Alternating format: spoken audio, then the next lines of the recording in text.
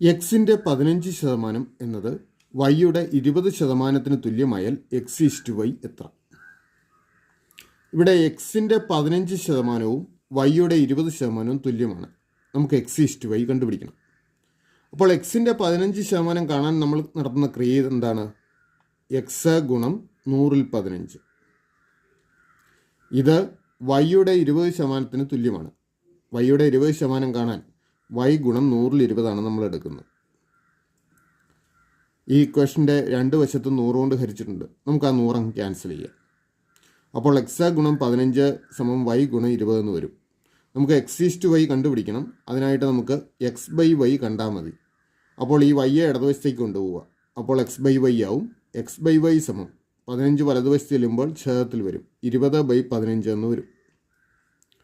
20നെയും 15നെയും 5 ഉപയോഗിച്ച് ഹരിക്കാം. 5 ഉപയോഗിച്ച് ഹരിച്ചാൽ 4/3 എന്ന് വരും. അപ്പോൾ എക്സ് ബൈ വൈ സമം 4/3. അങ്ങനെയെങ്കിൽ ഇതിനെ അംശബന്ധ രൂപത്തിൽ എഴുതിയാൽ എക്സ് ഈസ്റ്റ് വൈ സമം 4:3 എന്ന് കിട്ടും. അപ്പോൾ എക്സ് ഈസ്റ്റ് വൈ 4:3. ശരിയുത്തരം ഓപ്ഷൻ ബി. ഒരു ക്ലാസ്സിലെ 10 കുട്ടികൾ പരസ്പരം ഹസ്തദാനം നൽകിയാൽ ആകെ എത്ര ഹസ്തദാനം നടക്കും? ഇവിടെ 10 കുട്ടികൾ പരസ്പരം ഷെയ്ക്ക് ഹാൻഡ് നൽകിയാൽ ആകെ ഷെയ്ക്ക് ഹാൻഡുകളുടെ എണ്ണമാണ് കണ്ടുപിടിക്കേണ്ടത്. അപ്പോൾ ഇത് കണ്ടുപിടിക്കാൻ നമുക്കൊരു സൂത്രവാക്യമുണ്ട്. n ആളുകൾ പരസ്പരം ഷെയ്ക്ക് ഹാൻഡ് കൊടുത്തു കഴിഞ്ഞാൽ ആകെ ഷെയ്ക്ക് ഹാൻഡുകൾ അഥവാ ഹസ്തദാനങ്ങളുടെ എണ്ണം എന്ന് പറയുന്നത് n×n-1/2 ആണ്. ഓർക്കുക, n ആളുകൾ പരസ്പരം ഹസ്തദാനം നൽകിയാൽ ആകെ ഹസ്തദാനങ്ങളുടെ എണ്ണം n×n-1/2 ആണ്. ഇവിടെ 10 കുട്ടികളുടെ ഹസ്തദാനങ്ങളുടെ എണ്ണമാണ്. അതുകൊണ്ട് n-ന് 10 എന്ന് കൊടുക്കുക. n-ന് 10 എന്ന് ഇവിടെ നമുക്ക് കൊടുത്തു കഴിഞ്ഞാൽ ഇത് 10 ഗുണം 10-1 എന്ന് വരും. അതായത് 9/2. 10നെ 2 കൊണ്ട് ഹരിച്ചാൽ 5. 9×5 45. അപ്പോൾ ആകെ ഹസ്തദാനങ്ങളുടെ എണ്ണം 45. ശരിയുത്തരം ഓപ്ഷൻ ഡി. ഇവിടെ ഓർത്തിരിക്കേണ്ട ഒരു സൂത്രവാക്യം n ആളുകൾ പരസ്പരം ഹസ്തദാനം നൽകിയാൽ ആകെ ഹസ്തദാനങ്ങളുടെ എണ്ണം n×n-1/2 ആണ്. അടുത്ത ചോദ്യം, 4701 ഏത് സംഖ്യ കൂട്ടിയാൽ തൊട്ടടുത്തുള്ള പൂർണ്ണവർഗം ആകും? 4701 ഏത് സംഖ്യ കൂട്ടിയാൽ തൊട്ടടുത്തുള്ള പൂർണ്ണവർഗമാകും? അപ്പോൾ ഇതിന് ഉത്തരം കണ്ടുപിടിക്കണമെങ്കിൽ 4701 തൊട്ടടുത്തുള്ള പൂർണ്ണവർഗം ഏതാണ് എന്ന് കണ്ടുപിടിക്കണം. അപ്പോൾ ഒരു കാര്യം തീരുമാനിക്കാം, ഇവിടെ കൂട്ടേണ്ട സംഖ്യകളെല്ലാം പോസിറ്റീവ് സംഖ്യകളാണ് നമുക്ക് ഓപ്ഷനായി നൽകിയിരിക്കുന്നത്. അതുകൊണ്ട് 4701 വലിയൊരു സംഖ്യയായിരിക്കും ഈ തൊട്ടടുത്തുള്ള പൂർണ്ണവർഗം. ഇനി നമുക്ക് ഏതായാലും 4701 അടുത്തുള്ള പൂർണ്ണവർഗം ഏതാണ് എന്ന് നോക്കാം. അപ്പോൾ നമ്മുടെ സംഖ്യ നോക്കുക 4701. നമുക്ക് ഗസ് ചെയ്ത് കണ്ടുപിടിക്കണം. അപ്പോൾ നോക്കുക, ഇതിലെ ഈ രണ്ടക്കങ്ങൾ നോക്കുക. 47. 47നോട് അടുത്ത വരുന്നത് ഏത് സംഖ്യയുടെ വർഗ്ഗമാണ് 47നോട് അടുത്ത് വരുന്നത്? നമുക്കറിയാം 7ൻ്റെ സ്ക്വയർ 49 ആണ്. 7ൻ്റെ സ്ക്വയർ ഇതാണ് 47നോട് ഏറ്റവും അടുത്ത് വരുന്ന പൂർണ്ണവർഗ സംഖ്യ. അപ്പോൾ 70ൻ്റെ സ്ക്വയർ എത്രയായിരിക്കും? 49ൻ്റെ കൂടെ 2 0 ചേർത്താൽ മതി. അതായത് 4900. 70 സ്ക്വയർ 4900 ആണ്. 4701 തൊട്ടടുത്തുള്ള പൂർണ്ണവർഗം ഈ 4900 ആകണമെന്നില്ല. അപ്പോൾ നമുക്ക് ഇതിൻ്റെ തൊട്ട് പുറകിലുള്ള 69 സ്ക്വയർ ഒന്ന് നോക്കാം. 69 സ്ക്വയർ കാണാൻ 69നെ 69 കൊണ്ട് ഗുണിക്കുന്നു. 9×9 81.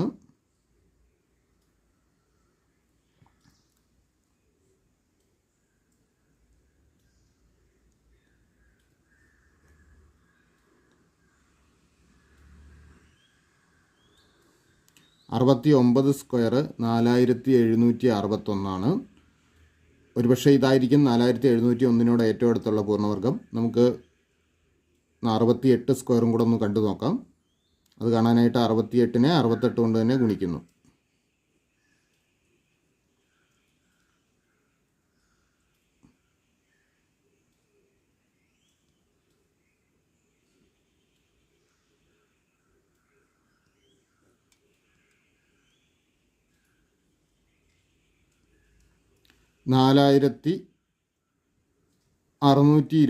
ആണ്. 624. ഓർക്കുക, ഞാൻ ആദ്യം പറഞ്ഞ കാര്യം ഓർക്കുക. 4701 കൂട്ടേണ്ട സംഖ്യ പോസിറ്റീവാണ്. അതുകൊണ്ട് 4701 വലിയൊരു സംഖ്യയായിരിക്കും തൊട്ടടുത്തുള്ള പൂർണ്ണവർഗം. അപ്പോൾ ഇവിടെ 4701 വലിയ വർഗ്ഗം വന്നിരിക്കുന്നത് 69ൻ്റെ സ്ക്വയറായ 4761. അപ്പോൾ ഇതായിരിക്കും 4761 തൊട്ടടുത്തുള്ള പൂർണ്ണവർഗ്ഗം. 68ൻ്റെ സ്ക്വയർ 4701 ചെറിയൊരു സംഖ്യയാണ് നമുക്ക് കിട്ടുന്നത്. അപ്പോൾ നമുക്ക് 4701 ഏത് സംഖ്യ കൂട്ടിയാൽ 4761 വരും എന്ന് നോക്കിയാൽ മതി. അതിനായിട്ട് 4761 നിന്ന് 4701 കുറയ്ക്കുക, 60 കിട്ടും. അപ്പോൾ കൂട്ടേണ്ട സംഖ്യ 60. ശരി ഉത്തരം ഓപ്ഷൻ ബി 60.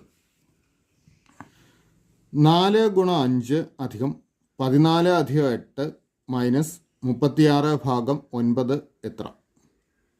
അപ്പോൾ ഇവിടെ ഗുണനം, ഹരണം, കൂട്ടൽ, കുറയ്ക്കൽ എല്ലാം ഉണ്ട്. നമ്മൾ ബോർഡ് മാസ് റൂൾ യൂസ് ചെയ്യുകയാണെങ്കിൽ ആദ്യം ഈ ബ്രാക്കറ്റിലുള്ളതാണ് ചെയ്യേണ്ടത്. എങ്കിലും ഈ ക്വസ്റ്റ്യനിൽ സമയലാഭത്തിനായിട്ട് ഈ ഗുണനവും അതുപോലെ ഇവിടുത്തെ ഹരണവും ഇക്കൂടെ തന്നെ ചെയ്തു പോകാം. ആദ്യ സ്റ്റെപ്പിൽ തന്നെ ചെയ്തു പോകാം. അപ്പോൾ 4 × 5 20. 20 പ്ലസ് 14 + 8, 14 8 കൂടെ കൂട്ടിയാൽ 22 ന്യൂനം 36നെ 9 കൊണ്ട് ഹരിച്ചാൽ 4. ഈ ബ്രാക്കറ്റിലുള്ള ക്രിയയുടെ കൂടെ മറ്റ് 2 ക്രിയകളും കൂടെ ചെയ്യുന്നതുകൊണ്ട് ഉത്തരത്തിനെ ബാധിക്കില്ല. അപ്പോൾ 20 22 കൂടെ കൂട്ടിയാൽ 42. 42ൽ നിന്ന് 4 കുറച്ചാൽ 38 ഉത്തരം. ശരി ഉത്തരം ഓപ്ഷൻ ഡി 38. 1 മുതൽ 50 വരെയുള്ള തുടർച്ചയായ എണ്ണൽ സംഖ്യകളുടെ തുക എത്ര? ഇവിടെ 1 മുതൽ 50 വരെയുള്ള എണ്ണൽ സംഖ്യകളുടെ തുക കണ്ടുപിടിക്കണം. അപ്പോൾ ഇത് കണ്ടുപിടിക്കാൻ നമുക്കൊരു സൂത്രവാക്യമുണ്ട്. ആദ്യത്തെ n എണ്ണൽ സംഖ്യകളുടെ തുക n × n+1/2 ആയിരിക്കും. ആദ്യത്തെ n എണ്ണൽ സംഖ്യകളുടെ തുക n × n+1/2. അപ്പോൾ നമുക്കിവിടെ ആദ്യത്തെ 1 മുതൽ 50 വരെയുള്ള എന്ന് പറയുമ്പോൾ ആദ്യത്തെ 50 എണ്ണൽ സംഖ്യകളുടെ തുക കണ്ടാൽ മതി. അപ്പോൾ n ന് 50 എന്ന് കൊടുക്കുക. n 50 എന്ന് ഇവിടെ കൊടുക്കുമ്പോൾ 50 × n+1, 50 + 1, അതായത് 51/2. 50നെ 2 കൊണ്ട് ഹരിച്ച 25 വരും. 25 × 51 1275 വരും. അപ്പോൾ 1 മുതൽ 50 വരെയുള്ള എണ്ണൽ സംഖ്യകളുടെ തുക 1275. ശരി ഉത്തരം ഓപ്ഷൻ എ. 15 പോസ്റ്റ് കാർഡിൻ്റെ വില 2.25 രൂപ ആണെങ്കിൽ 36 പോസ്റ്റ് കാർഡിൻ്റെ വില എത്ര?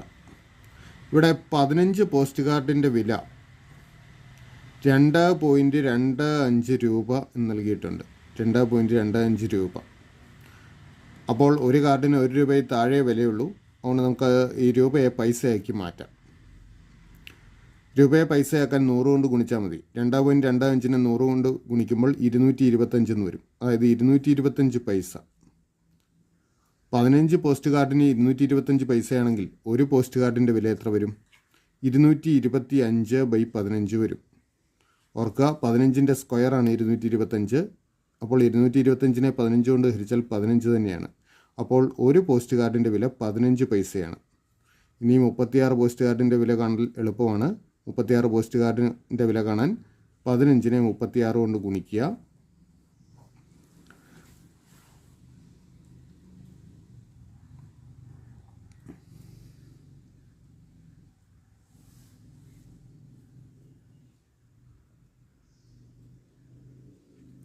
$540 എന്ന് കിട്ടും. 540 പൈസ.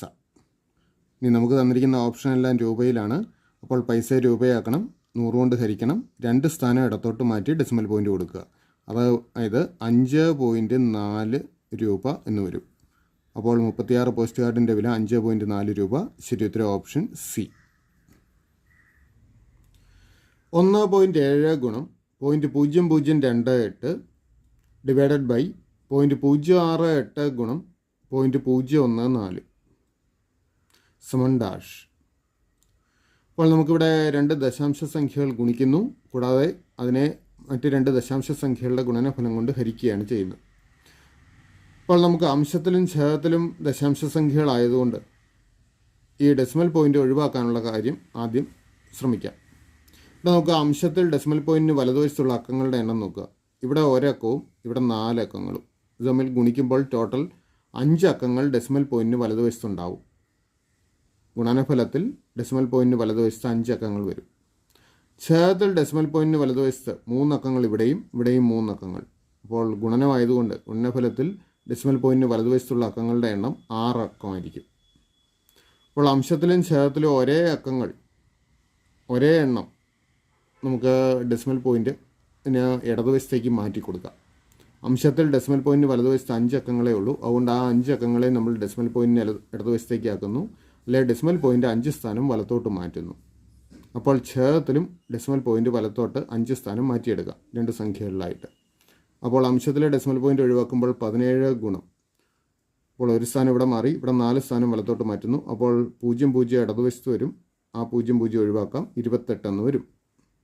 ബൈ ഛേദത്തിൽ ഇവിടെ 3 സ്ഥാനം നമുക്ക് മാറ്റാം, അപ്പോൾ അത് 68 എന്നാവും. ഗുണം ഇവിടെ ബാക്കി 2 സ്ഥാനം കൂടെ മാറ്റണം, അപ്പോൾ ഇത് 1.4 എന്ന് വരും. സമം ഇനി നോക്കുക, ഇവിടെ 1.4 ഛേദത്തിൽ ഒരു ഡെസിമൽ പോയിൻറ്റിന് വലതുവശത്ത് ഒരക്കമുണ്ട്. ആ ഒരക്കം കൂടെ ഒഴിവാക്കാൻ അംശത്തിനെയും ഛേദത്തിനെയും 10 കൊണ്ട് ഗുണിക്കും. അപ്പോൾ 17 ഗുണം ഇവിടെ 10 കൊണ്ട് ഗുണിക്കുമ്പോൾ 280 ബൈ 68 ഗുണം 14 എന്നാവും. ഇപ്പോൾ ഡെസിമൽ പോയിൻറ്റ് പൂർണ്ണമായി ഒഴിവായി. ഇനി നമുക്ക് ഹരിക്കാം. ഓർക്കുക, 14ൻ്റെ ഇരട്ടിയാണ് 228. അപ്പോൾ 28നെ 14 കൊണ്ട് ഹരിച്ചാൽ 2 വരും. 280നെ 14 കൊണ്ട് ഹരിച്ചാലോ 20 ആവും. അതുപോലെ 17ൻ്റെ ഗുണിതമാണ് 68. അതുകൊണ്ട് 17നെയും 68നെയും 17 കൊണ്ട് ഹരിക്കാം. 17നെ 17 കൊണ്ട് ഹരിച്ചാൽ 1, 68നെ 17 കൊണ്ട് ഹരിച്ചാൽ 4, 20നെ 4 കൊണ്ട് ഹരിച്ചാൽ 5. അപ്പോൾ ഉത്തരം 5 എന്ന് കിട്ടും. ശരി ഉത്തരം ഓപ്ഷൻ ബി. വിട്ട ഭാഗം പൂരിപ്പിക്കുക. AYIN BWLM DUOL -KQUJ. അപ്പോൾ ഇത് ഇംഗ്ലീഷ് അക്ഷരമാലയിലെ അക്ഷരങ്ങൾ ഉപയോഗിച്ചുള്ള ഒരു ശ്രേണിയാണ് നൽകിയിരിക്കുന്നത്. അപ്പോൾ ഈ ശ്രേണിയിലെ അക്ഷരങ്ങൾ തമ്മിലുള്ള ബന്ധം മനസ്സിലാക്കുന്നതിനായിട്ട് നമുക്ക് ആദ്യം അക്ഷരമാല എന്ന് എഴുതാം.